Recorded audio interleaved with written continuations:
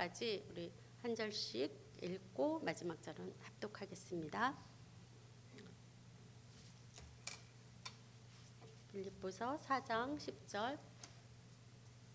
내가 주 안에서 크게 기뻐함은 너희가 나를 생각하던 것이 이제 다시 싹이 나미니 너희가 또한 이를 위하여 생각은 하였으나 기회가 없었느니라.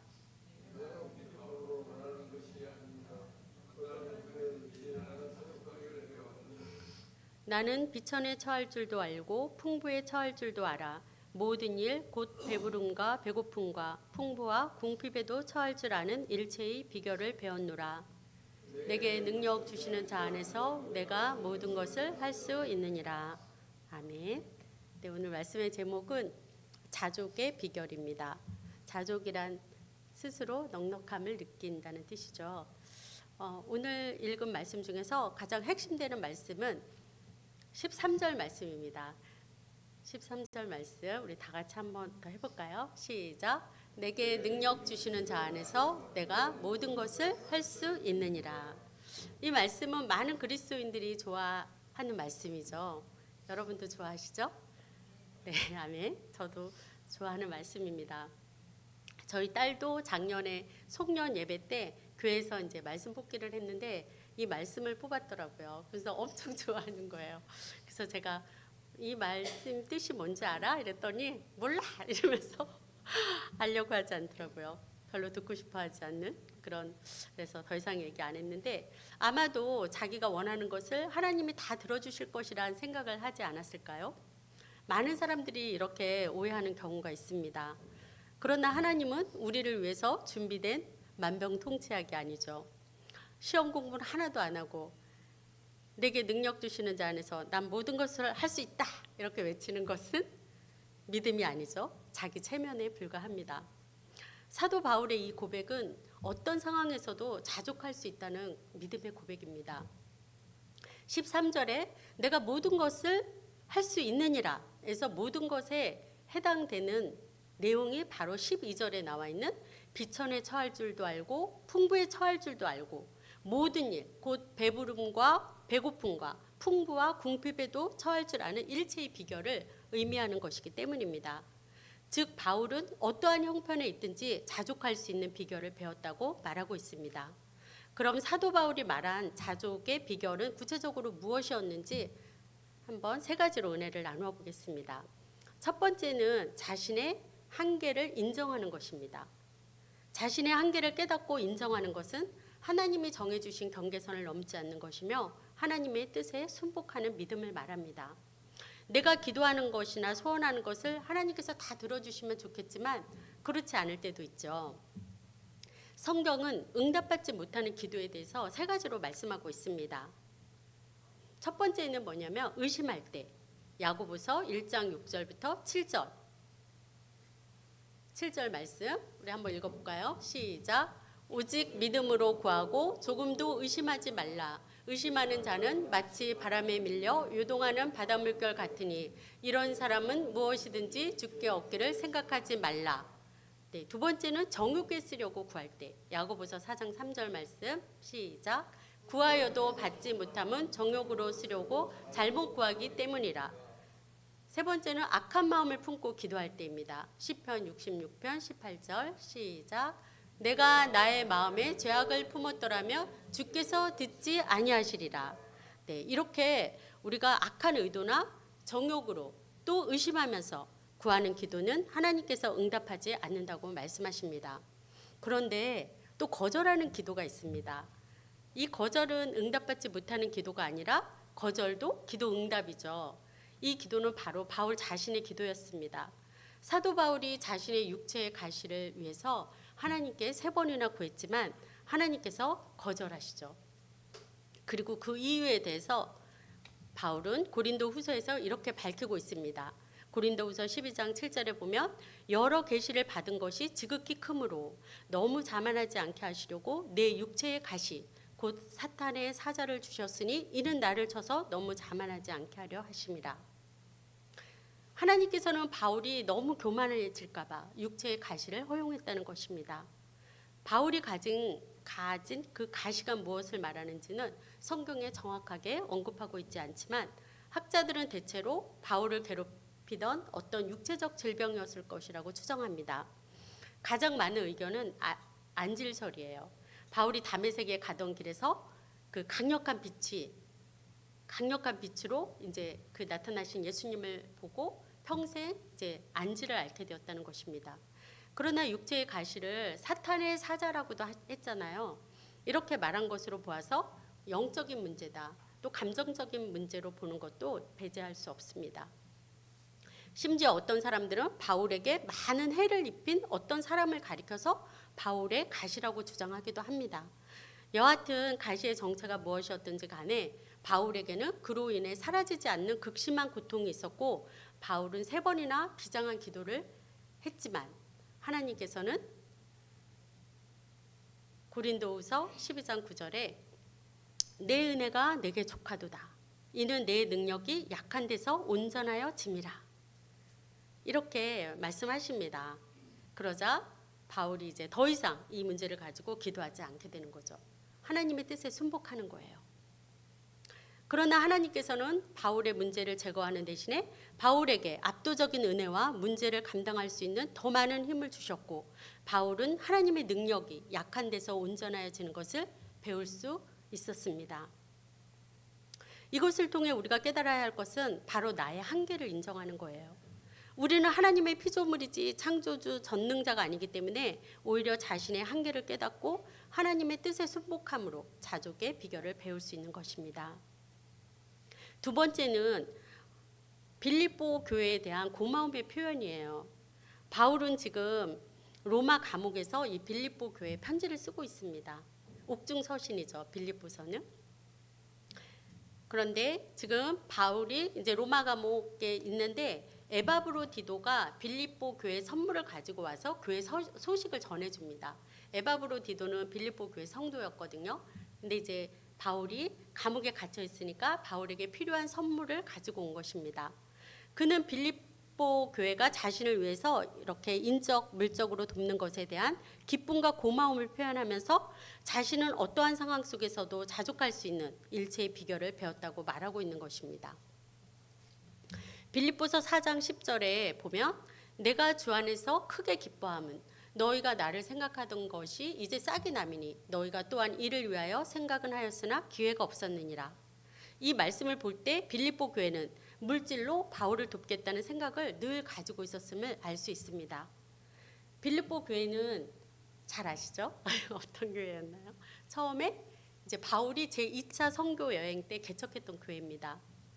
그는 원래 이제 아시아로 가려고 했었죠. 근데 이제 환상을 봤는데 이리로 와서 우리를 도우라는 그런 환상을 보면서 이제 성령의 인도하심을 받고 마게도냐로 선교의 방향을 틀게 됩니다. 그리고 마게도냐의 첫 성이 바로 빌립보예요. 그곳에서 이제 루디아라는 그런 자색 옷감을 파는 이방 여인을 만나서 복음을 전하게 되죠. 근데 원래 루디아는 그 하나님을 믿는 유대교인이었습니다. 그런데 이제 바울을 통해서 예수님을 믿게 되고 그 온 집안 사람들이 다 세례를 받고 이제 기독교인이 되는 거죠. 그래서 그 가정이 예배 처소가 됩니다. 그리고 빌립보 교회의 전신이 되는 거예요. 바울은 마게도냐에서 약 1년 동안 선교 활동을 하는데 이제 바울이 이제 선교 활동을 이제 다 하고 떠날 때도 유일하게 빌립보 교회만이 물질로 섬겼습니다. 거기에는 이제 그리고 이제 그 빌립보에서 선교를 하고 데살로니가로 가잖아요. 근데 데살로니가에서 사역을 할 때도 2번씩이나 바울의 필요를 채워주었습니다. 이렇게 복음 전도자나 사도들의 필요를 채우는 것은 곧 복음의 진보에 동참하는 것이며 고난에 함께 참여하는 것이 됩니다. 그런데 모두가 그런 건 아니었어요. 바울이 마게도냐에서 이제 빌립보에서도 복음을 전하고 또 데살로니가에서도 전하고 또 베레아에서도 전하고 이렇게 전했는데 아무도 이렇게 바울의 선교 사역에 참여하지 않았다는 겁니다. 오직 빌립보 교회만이 이제 바울을 이렇게 섬겼다는 것을 알 수가 있습니다.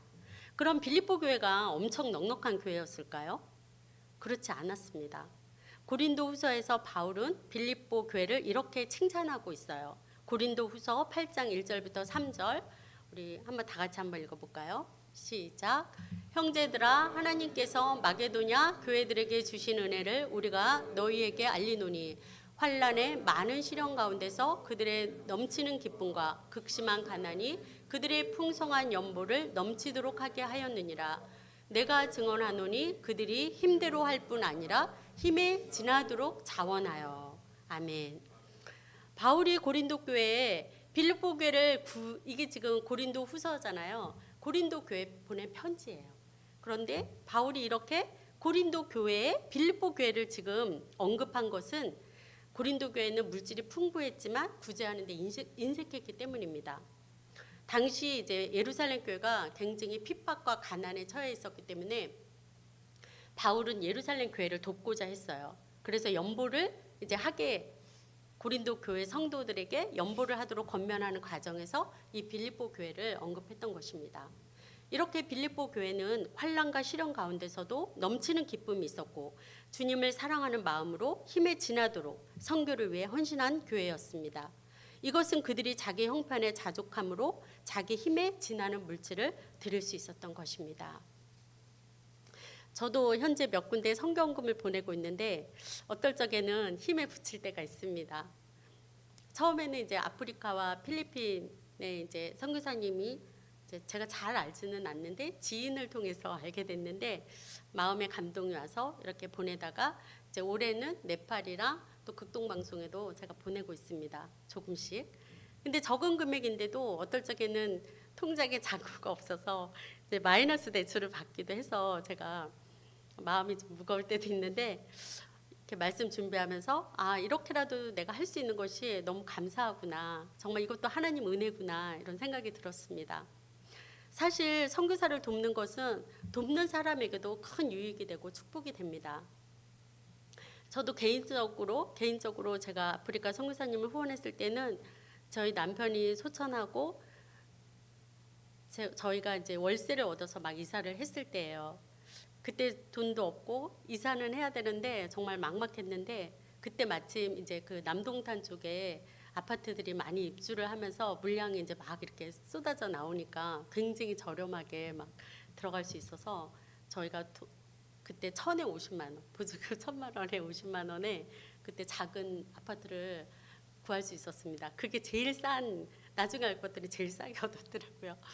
근데 그렇게 집도 얻을 수 있었고 그 당시에 저에게 이제 꿈이 하나 있었어요. 근데 그 꿈이 뭐냐면 제가 어린이집을 운영하는 거였거든요. 근데 돈도 없고 기회도 잘 오지 않아서 정말 그냥 기도만 하고 있었는데 그때 이제 그 무렵에 코로나가 터졌어요. 코로나가 터져가지고 제가 그때 우연히 정말 LH 그 홈페이지에 이렇게 들어가 보게 됐어요. 근데 그 LH에서 분양한 그 임대 아파트에 어린이집 운영자 모집 공고가 뜬 거예요. 그래서 제가 이제 봤는데 또 평수도 작고 또 인원도 굉장히 적더라고요. 13명인가 이렇게밖에 안 돼서 좀 고민을 했는데 그래도 너무 이제 간절하니까 이제 넣어봤어요. 지원을 했는데 아무도 안 하고 저 혼자 했더라고요. 그래서 제가 당첨이 됐어요. 네, 할렐루야. 네, 저는 너무너무 기뻤습니다. 얼마나 기뻤는지 정말 밤에 잠이 안 오고 설레서 잠이 안 오는 거예요. 정말 그때는 왜냐면 그때 코로나가 그 시국에는 어린이집들이 많이 문을 닫았거든요. 부모님들이 이제 안 보내는 거예요. 그 감염될까 봐. 그래서 문을 닫는 그런 상황이어서 아무도 지원을 안 했던 거죠. 근데 저는 그때 지원을 해서 제가 이제 당첨이 되었습니다. 정말 하나님께서 코로나를 통해서 저의 꿈을 이루어 주셨어요.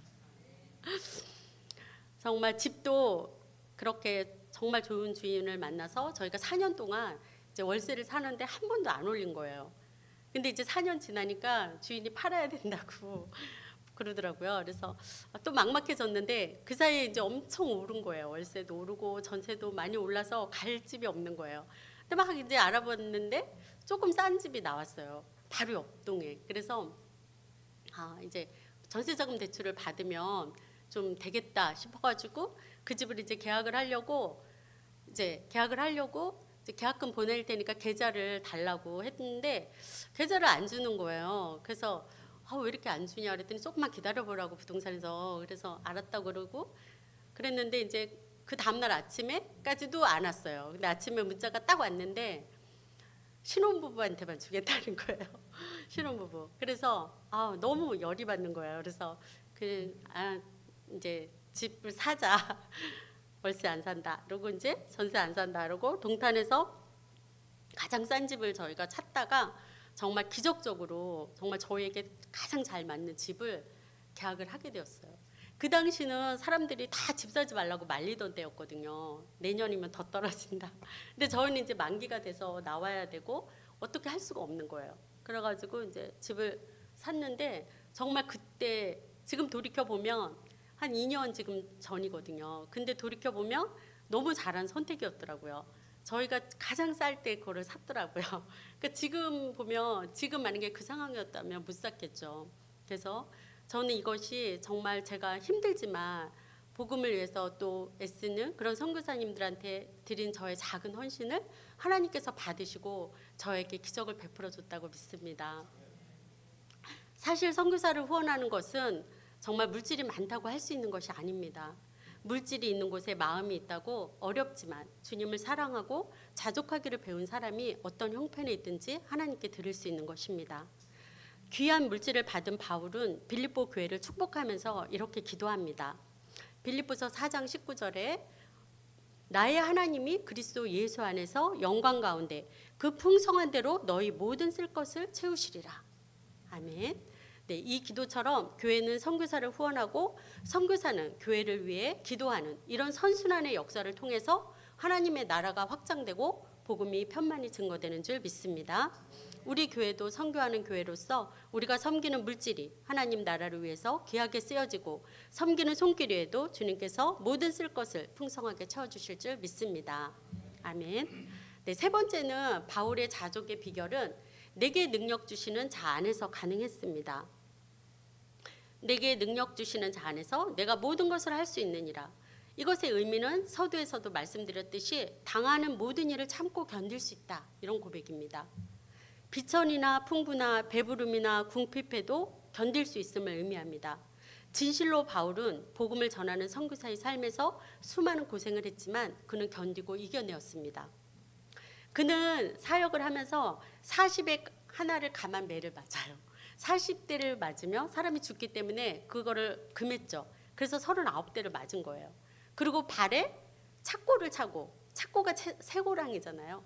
발에 착고를 차고 깊은 감옥에 갇히기도 했고, 루스드라에서는 돌에 맞아서 거의 죽은 줄 알고 성 밖으로 내침을 당했죠. 그렇게 수없이 많은 시련과 고난을 당했지만 그것들이 그를 약하게 한 것이 아니라 오히려 더 강하게 만들었습니다. 그 이유는 단 한 가지, 내게 능력 주시는 자 안에 있었기 때문입니다. 바로 주님 안에 있었기에 그 어떤 상황에서도 복음을 위해 모든 것을 참고 견디고 이겨낼 수 있었던 것입니다. 중요한 것은 주님 안에서 가능했다는 데 있습니다. 만약 이것이 빠지면 어떻게 될까요?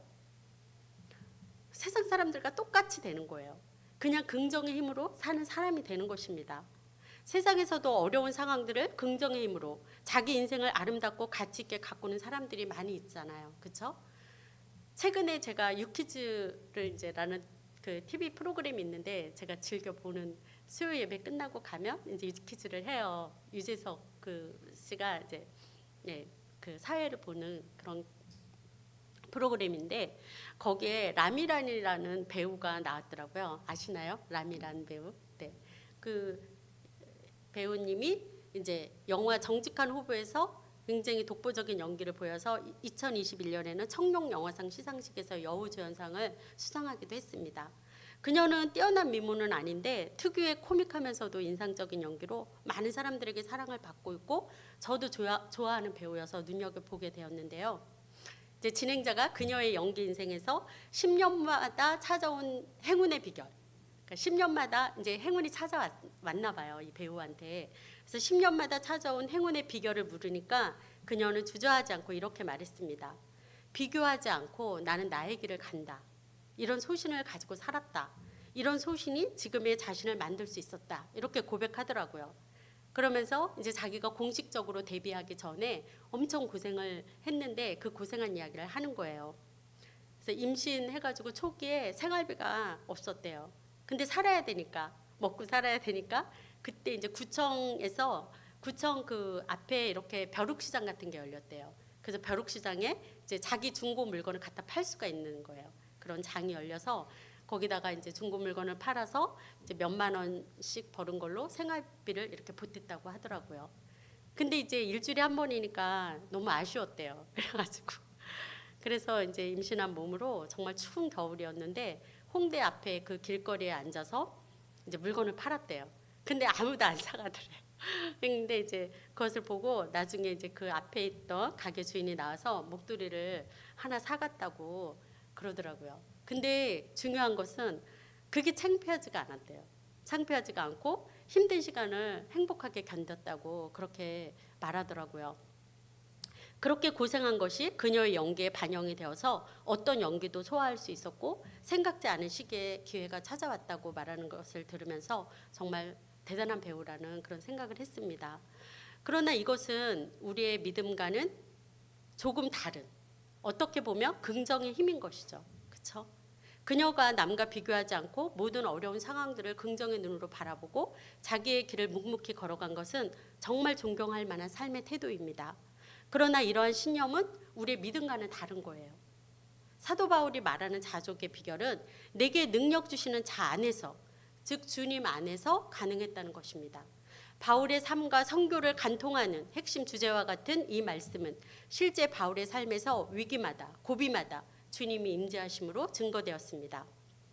고린도에서도 환상 중에 주님께서 말씀하셨어요. 사도행전 18장 9절 함께 읽어보겠습니다. 시작. 내가 너와 함께 있으니 두려워하지 말라. 또 예루살렘에서도 바울 곁에 나타나셔서 말씀하십니다. 사도행전 23장 11절 말씀. 담대하라. 내가 예루살렘에서 나의 일을 증언한 것 같이 로마에서도 증언하여 하리라. 또 폭풍 우 속에서 유라굴로라는 큰 강풍을 만나서 배가 표류하면서 시달리는 그 배 안에서 주님이 나타나서 말씀하시죠. 사도행전 27장 23절 말씀. 다 같이 하나님의 사자가 어젯밤에 내 곁에 서서 말하되. 이렇게 바울은 어떤 상황에 있든지 주님은 바울과 함께 하셨음을 말씀해 줍니다. 그래서 바울은 이런 위기의 순간마다 만나주신 주님을 체험했기에 바로 이 고백을 할 수 있는 것입니다. 살다 보면 우리도 가난할 때가 있고 부할 때가 있고 또 비천에 처할 때도 있습니다. 이럴 때 내게 능력 주시는 자 안에서 내가 모든 것을 할 수 있다는 사도 바울의 고백은 우리에게 힘이 되는 말씀입니다. 이것은 주님과 함께라면 내가 이 모든 상황을 받아들일 수 있다는 고백입니다. 환경이 나를 흔들지 못한다는 것입니다. 내가 가난하든 부하든 주를 향한 믿음이 변함없다는 것을 표현하는 것입니다. 그 어떤 상황에서도 견딜 수 있는 일체의 비결을 배운 바울처럼 우리도 이런 믿음으로 날마다 승리할 수 있기를 주님의 이름으로 축복합니다. 아멘. 기도하고 주기도문으로 예배 마치도록 하겠습니다.